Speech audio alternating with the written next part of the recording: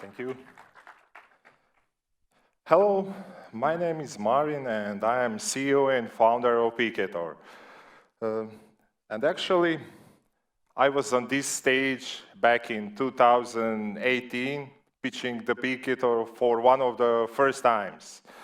And most people share their wins and unfortunately, fewer of them share their failures. And I would like to start with our failures because we didn't have the best start. Actually, first MVP of Picators for bars and restaurants nobody used. And second MVP of Picators for waiters also nobody used. And after 6 months, we had 0 in revenue. So we didn't have the best start, but we also didn't have the second best start. Because after 6 months, our technical partners left the company. And after 6 months, we almost went bankrupt. And we didn't won any fancy startup competition. But if you think that this is all, we are not quite there yet. So we also were rejected from a dozen of potential clients. We were rejected for a bigger EU funding, and we were rejected from multiple VCs.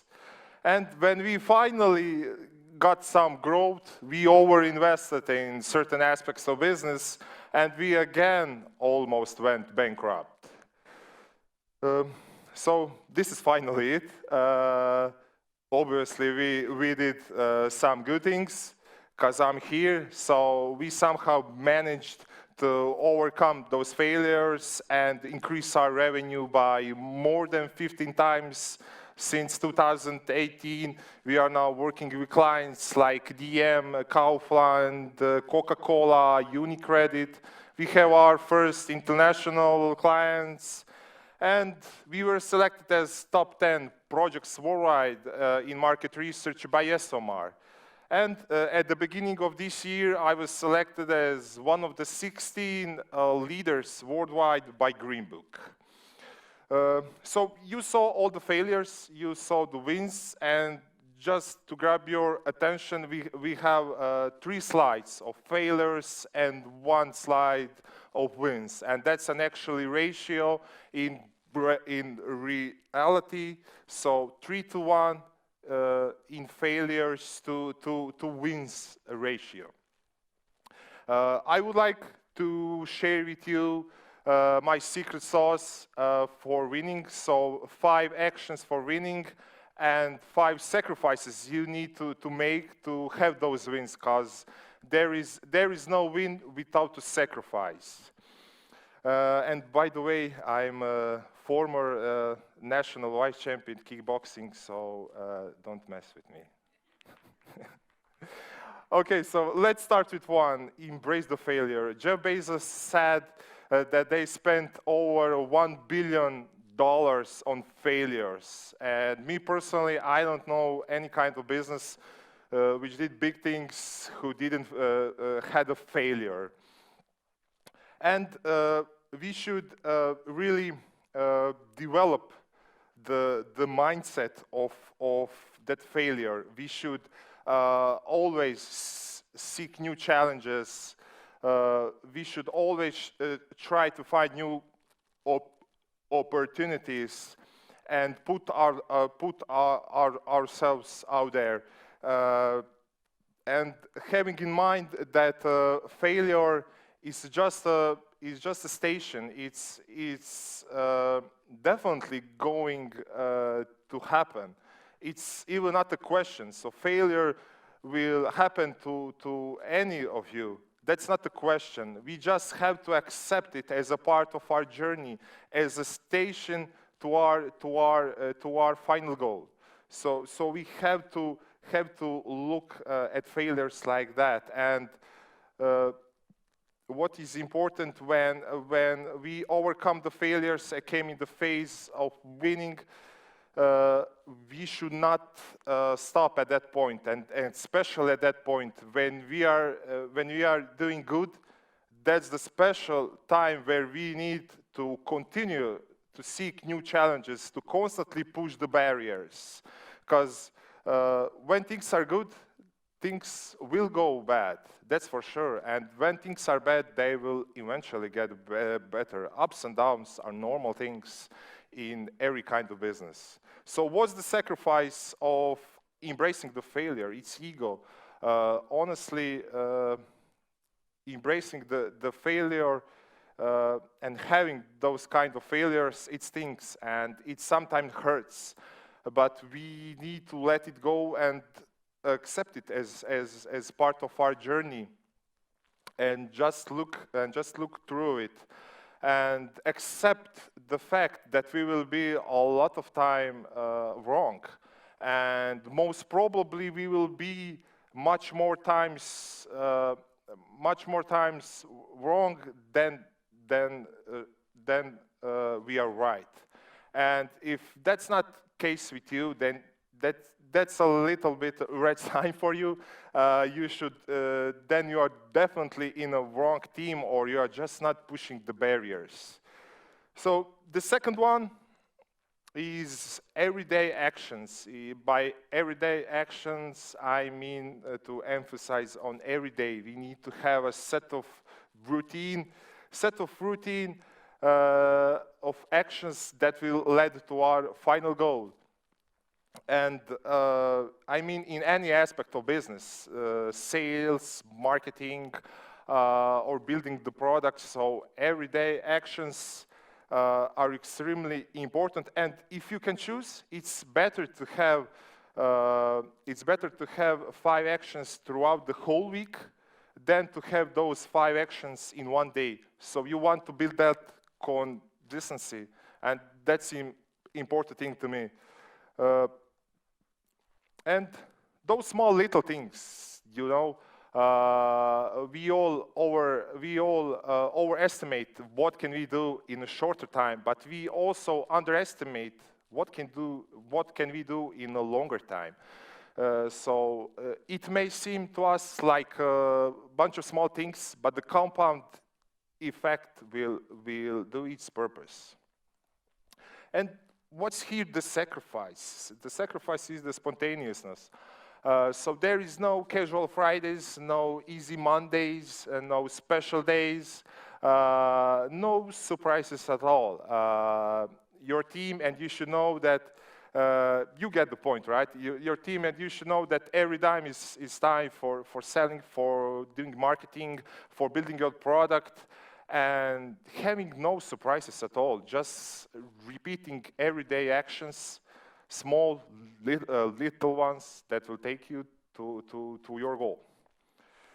The third one, personally for me, the most important one, if I could point out somehow or say it, this is the most important advice that I could give to anyone. Before you build it, sell it. I see so often founders who are in love with their product, but unfortunately only them. And it's really tough to say it to yourself. And the first reason why most of the startups fail is actually no product fit at the market. And somehow we all think differently, that our case is some kind special, that we know our customers without talking with them. So of course you should know how much resources and time you need to build your products, but before building it actually, it's quite simple to sell it. If you are building a hardware, build a prototype and go sell it. If you're building a software, build a mock-up and go on and sell it. And if you are doing a service, you are already ready for that selling. And go talk to your customers as much as you can, as often you can, on conferences, on meetups, mail them, call them, run surveys, and try to find one biggest problem. Try to listen them, try to act to them, and try to think like them. And when they finally speak up to you, don't interrupt and just be quiet and listen to them. And what is the sacrifice here? It's perfectionism. It's obviously, if we are selling early, that you will need to ditch all your fancy features, all your design, creative things, all those cool things that you dreamed of. You will just need to let it go and solve just one problem at a time for your customers, and that should be enough. If you can sell it before you build it and customer buys it, you know that you are on track on something big. So leave all your fancy features, all your cool stuff for later stages, and in the start try to sell it before you build it. The fourth one, focus on quantity. If I could choose, I would always rather choose 5 average actions than 1 quality action, because the 5th time I will know a lot more than that first one. And that should be the aim. We should try to reach out as much people as we can and do as much different things as we can. And just don't stop at that early stage. The word no should be your best friend. You should try to be shameless as you can. When you receive that no, and that will happen really a lot of time, not take it personally. Just roll with it and carry on. So as much as you can, just don't stop at that early stage. And this one is really tricky. The sacrifice should be the quality. And when I say quality, I don't mean quality for your lifetime. I mean the quality in your early stages, in your first couple of years. You should sacrifice the quality instead of quantity, because quantity will lead you to quality. Nobody, as I know, but there are certain, not that much people that can build quality products off the shelf. So trust the quantity. Quantity will show you and lead you to quality, actually. And the 5th, while building our products and services, our companies, we often forget about ourselves.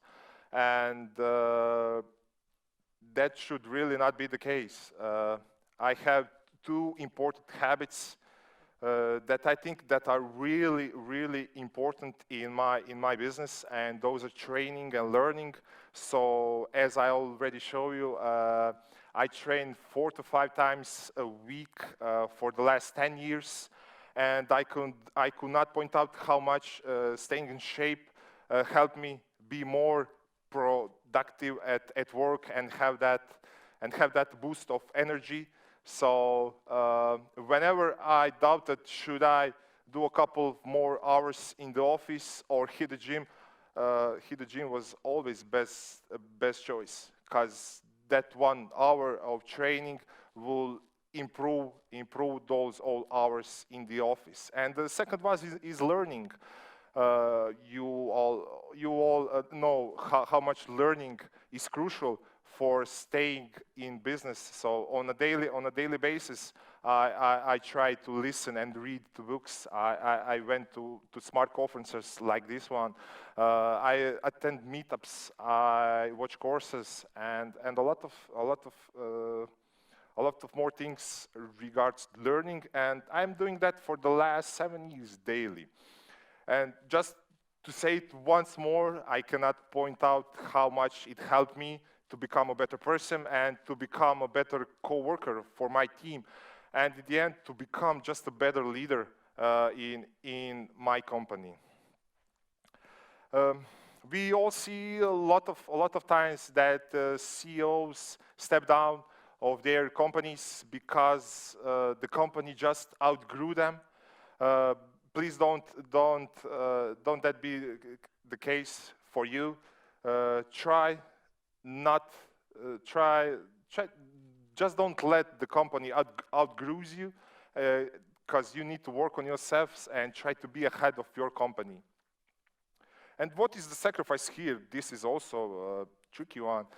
Personal free time. And what do I mean by this?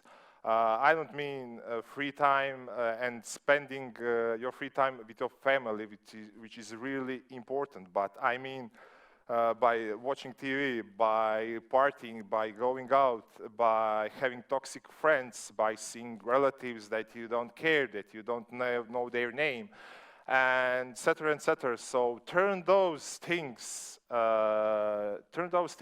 in habits, like learning, like training. Try to have a healthy diet. Those things will tremendously improve your performance on your workplace. And I would now like to sum it up. So what are my actions to do for winning? So embrace the failure, have everyday actions. Before you build it, actually sell it. Focus on quantity in those early days, and don't forget on yourself on this journey. And as every winning have a sacrifice, the sacrifices in this case should be let go your ego. Don't be spontaneous on your workplace, but be in your personal life. Don't strive for perfectionism. Ditch the quality in those early days, and quit personal free times that isn't productive for you.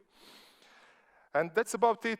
If you didn't know, as we already said, I'm posting daily on LinkedIn, and for last 407 days. So feel free to check it out. Send me a message. I read every message. Joke, of course. And thank you all for having me. It was such a pleasure. I have a little message for you at the end. I'm really willing to sacrifice a lot. I hope that you are too also. Thank you.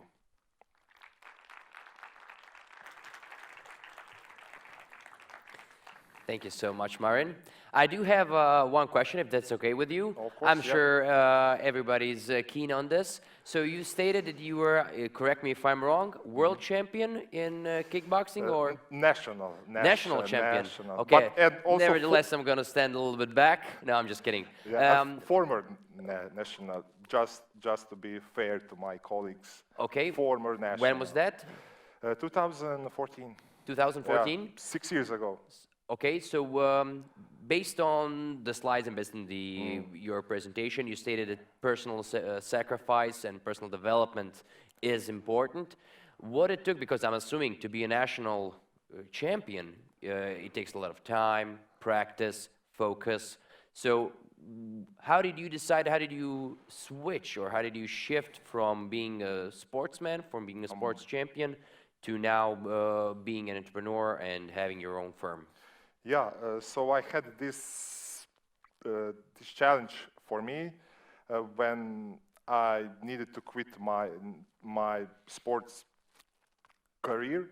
I said to myself, so do you want to be, I don't know, the world champ in kickboxing, or do you want to be a world entrepreneur? So I just tried to imagine those two cases.